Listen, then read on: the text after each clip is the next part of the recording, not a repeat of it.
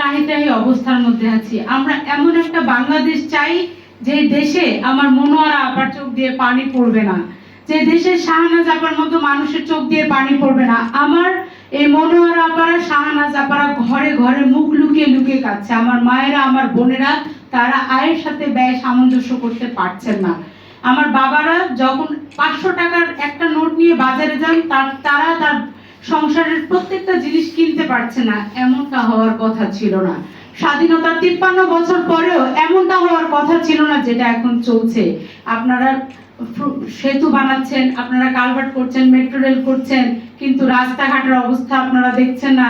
আপনারা পকেটে টাকা ভরছেন দুর্নীতি করে। এমনটা হওয়ার কথা ছিল না।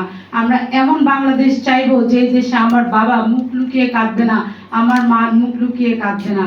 দেখেন কুমড়ার ফুল, এই কুমড়ার ফুল ইউরোপের দেশগুলোতে 2 ইউরো করে, যেই একই জিনিস বাংলাদেশে কিন্তু 258 টাকা। তাহলে দাম তো একই। এই প্রত্যেকটা জিনিসের দাম যখন সমান হয়ে যাবে, আমাদের দেশের মানুষ কিন্তু ওই পাউন্ড ইনকাম করে না। ইংল্যান্ডের মতো দেশে 1 ঘন্টায় 10 পাউন্ড করে আয় রোজগার করে। আমাদের দেশের মানুষ কিন্তু সারাদিনে 500 টাকাও পায় না, আমাদের কুলি মজুর ভাইয়েরা।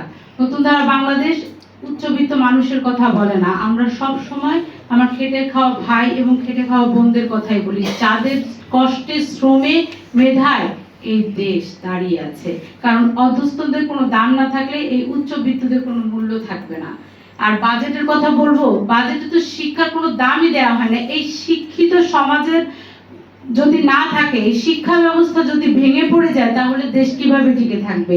এই যে ছেলেটা, এই মনোয়ারাপার যে ছেলেটা, এই ছেলেটা লেখাপড়ার বয়স, কিন্তু সে পড়ালেখা করতে পারে না। কারণ মনোয়ারাপা তো খাবারই জোগাতে পারে না। সে তার ছেলে মেয়েদেরকে কিভাবে পড়াবে?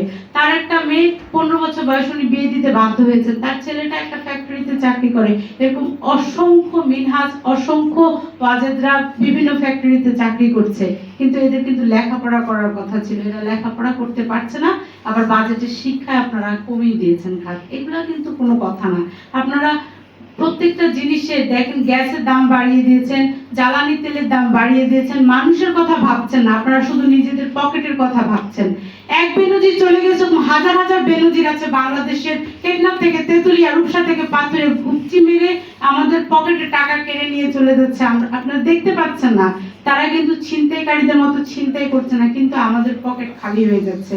আমরা দুর্নীতি মুক্ত একটা দেশ চাই। আসেন না সবাই একসাথে ঐক্যবদ্ধ হই, প্রয়োজনে এই দেশের জন্য প্রাণ দিয়ে দিব। আমি পড়ালেখা করে এসেছি একটা দেশ থেকে। দেশে আসার পরে একটা স্কুল করেছি। আমার কোনো সন্তান নাই এবং আমি কোনো নিজের পরিবার পরিজন নিয়ে ভাবি না। আমি ভাবি দেশের জন্য, দেশের মানুষের জন্য। আমি ওই মাংস রান্না করি না, মাছ রান্না করি না, আমি রান্না বান্নার পেছনে সময় দিই না। সে সকাল 6টার সময় ঘর থেকে বের হয়ে রাত্রে 12টা-1টায় ঘরে আসি। আমি এবং আমার যে সহযোদ্ধা মোমেন মেহেদী, আমরা সবসময় মানুষের কথা ভাবি। এই দেশে 20 কোটি জনগণ ভালো থাকলে একজন শান্তা ফারজানা ভালো থাকতে পারবো। আজ আপনাদেরকে কথা দিয়ে গেলাম, প্রয়োজন বোধে আমি যে দেশের জন্য প্রাণও দিতে পারবো, কিন্তু আপনারা ভালো থাকেন। আসেন আমরা একসাথে হাতে হাত রেখে এগিয়ে যাই। নতুন ধারা বাংলাদেশের পতাকা তলে আমরা দেশের মানুষের জন্য ভাবি। নিজের কাজের পাশাপাশি, নিজের কর্মের পাশাপাশি, ব্যবসা বাণিজ্য চাকরির পাশাপাশি আমরা দেশের মানুষের জন্য করি। সদকায়ে জারিয়া হিসেবে আমাদের একটু সময় আমরা ব্যয় করি, কিন্তু দেশের মানুষের জন্য করি। তাহলে সৃষ্টিকর্তা ভালো থাকবে। আসুন না আমরা একটা শপথই করি, আমরা দেশকে ভালোবাসি না? আমরা দেশকে খুব ভালোবাসি, তাই না? তাহলে আমরা দেশের জন্য যে যেভাবে পারি কাজ করব ইনশাআল্লাহ। কথা দেই, চলেন আমরা সবাই দেশের জন্য কাজ করব ইনশাআল্লাহ। আমরা ভাববো না যে শুধু নিজে ভালো থাকবো, নিজে ভালো থাকলে হবে না, সবাইকে নিয়ে আমরা ভালো থাকবো। এই দেশ হবে সুন্দর, এই দেশ হবে উজ্জ্বল, আমার দেশের ছোট ছোট বাচ্চারা হবে সুন্দর। বিজয় হোক বাংলাদেশে, বিজয় হোক নতুন ধারা। আপনাদেরকে খুব ভালোবাসি। ভালো থাকবেন।